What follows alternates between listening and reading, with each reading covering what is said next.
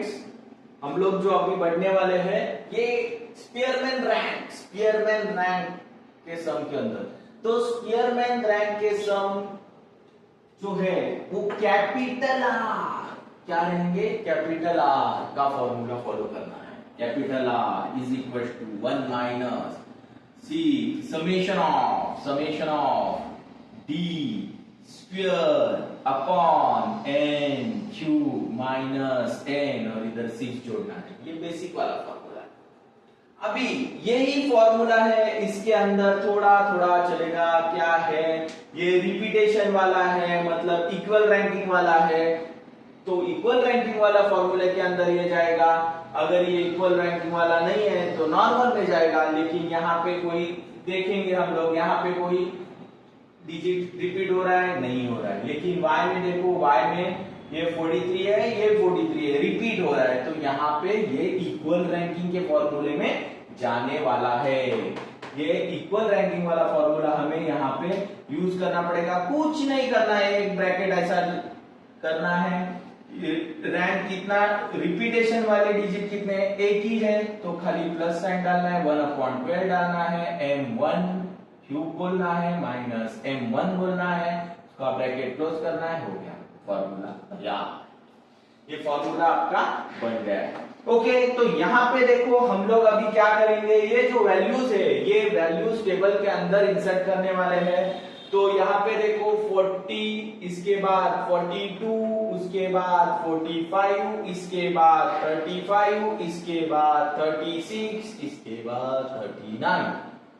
Okay, यहाँ पे देखो 46, 43, 44, 39, 40 और 43। ओके, तो x और y के वैल्यू मैंने लिखे, लेकिन एक स्पेस एक जगह इधर छोड़ दी, यहाँ पे भी एक जगह में छोड़ने वाला हूं।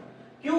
क्योंकि इनके रैंक देने हैं। रैंक समझते हो आप, रैंक मतलब, हाँ, रैंक देने के दो तरीके होते हैं। एक तो आप असेंडिंग और डिसेंडिंग दोनों ऑर्डर से दे सकते हैं, मतलब बड़े से छोटे तक जा सकते हैं और छोटे से बड़े तक जा सकते हैं। तो मैं जो तरीका यूज करने वाला हूं वो बड़ा वैल्यू का ढूंढूंगा, बड़े वैल्यू को मैं रैंक 1 दूंगा, क्योंकि जो स्टूडेंट को ज्यादा मार्क्स मिलते हैं तो वो नंबर 1 आता है ना, वही तरीका मैं यूज करने वाला हूं। तो वो तरीका क्या रहेगा, जिसको ज्यादा मार्क्स उसको पहला नंबर, इस तरीके से मैं जाने वाला हूं। तो यहाँ पे देखो सबसे किसको, यहाँ पे देखो, यहाँ पे 45 सबसे ज्यादा नंबर है, तो 45 को मैं रैंक क्या दिया, हाँ, x1 को जो रैंक देंगे तो उसको R1 बोलेंगे, y को जो देंगे वो R2 बोलेंगे। Okay, simple. इसके बाद ये 45 जो है वो सबसे ज्यादा है तो उसको 1 लिख दिया, रैंक दिया 1 रैंक देते हो जरा, तो यहाँ पे मैं 1 दे दिया। उसके बाद का कौन सा डिजिट है, ये 42 है, उसको 2 दे दिया। उसके बाद का कौन सा डिजिट है, उसके बाद का डिजिट है 40, इसको 3 दे दिया। इसके बाद का डिजिट कौन सा है, 39, 3 के बाद 4 आएगा। उसके बाद का कौन सा डिजिट है, 36 है, उसका वैल्यू 5 आ जाएगा। उसके बाद 35, उसका क्या आएगा 6। ओके, तो 6 ही नंबर है ना, 6 रैंक्स दे दिए। ओके, इसके बाद मतलब जो बड़ा था उसको 1 दिया, उसके बाद छोटे छोटे को उसके आगे का नंबर देते चला गया। अभी यहाँ पे देखो सबसे बड़ा डिजिट 46, तो इसको ये 1 नंबर बैठ गया। उसके बाद वाला जो डिजिट है वो 44 है, तो उसको दूसरा नंबर दे दिया। अभी 44 के बाद 43 आ गया है, लेकिन 43 भाई 2 बार आए हैं, देखो कैसे आए हैं, 2 बार, मतलब 2 नंबर के बाद तीसरा भी, और तीसरा ये हो गया, चौथा ये हो गया, थर्ड और ये फोर्थ। ओके, थर्ड और ये फोर्थ, तो ये दोनों नंबर एक, ये इसको थर्ड इसको फोर्थ ऐसा नहीं दे सकते। तो ये क्या हो गया, अगर सपोज 500 रुपीज है और दोनों को प्राइस मिलता है तो क्या करेंगे, आधा आधा करेंगे ना, बराबर है। तो वैसा ही रैंक भी इनके बीच में डिवाइड हो जाएगा। कैसा डिवाइड होगा, तो ये गया 4 3 प्लस, मतलब 2 के बाद आए हैं ना नंबर, तो ये 3 रहेगा या 4 रहेगा। तो अगर सपोज ये नंबर 3 रहता तो ये नंबर क्या रहता, 4 और 5 रहता। तो 4 और 5 डिवाइड हो जाते थे। तो कैसे डिवाइड होते, अभी यहाँ पे 3 और 4 डिवाइड हो रहे, तो कैसे होंगे 3 प्लस 4, और कितने नंबर है, 2 नंबर है, तो इनको 2 से डिवाइड करोगे। तो रिपीटेशन किस में आ गया, वो साइड में लिखना है। रिपीट वाला नंबर 43 है, और कितने बार रिपीट हो गया उसको M1 बोलो, और वो कितने बार रिपीट हुआ, 2 बार रिपीट हो गया। कितना बार रिपीट हो गया, 2 बार रिपीट हो गया है M1। ओके, तो M1 का वैल्यू तो निकालना पड़ेगा, तो M1 निकालने का तरीका बता देता हूं आपको।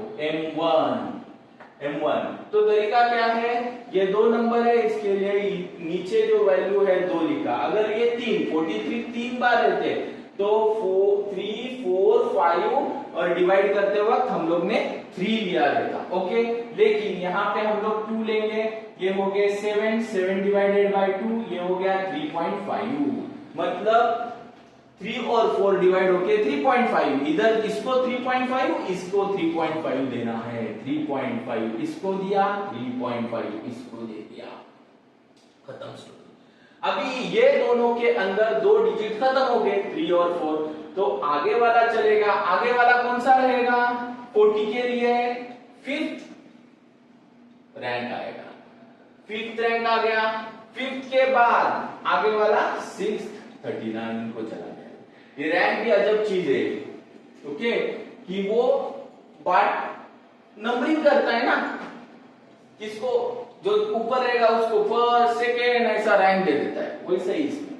ओके, तो यहाँ पे मैंने रैंक तो यहाँ पे दे दिया है। M1 का जो वैल्यू है वो मुझे मिला है 3.5, या भी फॉर्मूले के अंदर यूज होने वाला है। अभी जो रहेगा वो डिफरेंस के लिए D लिखते हैं हम लोग, और D के बीच में R1 माइनस R2 रहेगा। अभी R1 माइनस R2, अभी हम लोग कैल्सी का लेना पड़ेगा। कैल्सी भाई हेल्प करो, तो कैल्सी भाई हम लोग को हेल्प करेंगे। तो यहाँ पे देखो रैंक के हिसाब से R1 माइनस मतलब ये और ये, तो 3 माइनस 1 ये हो गया 2, ओके, और ये 2 माइनस 3.5 ये हो गया 1 माइनस 1.5, ये हो गया 2 1 माइनस 2 ये हो गया माइनस 1, फिर 6 6 0 हो गया, 5 5 0 हो गया, ये 4 माइनस 3.5 0.5, ओके, ये चीज बहुत इंपॉर्टेंट।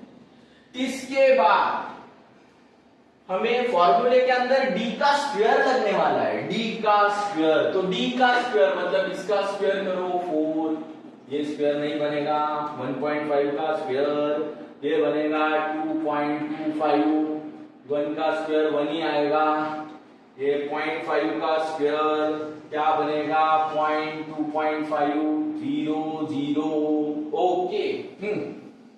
अभी इसका समेशन लगेगा, ये क्या हो गया आपका d का स्क्वायर, ये क्या हो गया d का स्क्वायर। तो यहाँ पे देखो समेशन ऑफ d स्क्वायर हमें यहाँ पे निकालना है।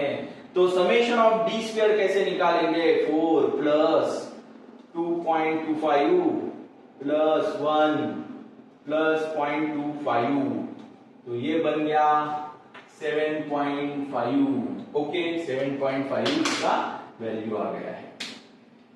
अपना फॉर्मूला यहाँ पे लिखा हुआ है, तो अपने फॉर्मूले के अंदर तो वैल्यू है, रिपीटेशन कितने बार हुआ है वो इंपॉर्टेंट है, 2 बार हुआ है, तो M1 का वैल्यू यहाँ पे बनेगा 2, क्या बनेगा, M1 का वैल्यू यहाँ पे बनेगा 2, क्योंकि ये 43 2 बार रिपीट हुआ है, इसके लिए इसका वैल्यू 2 बनेगा, ओके।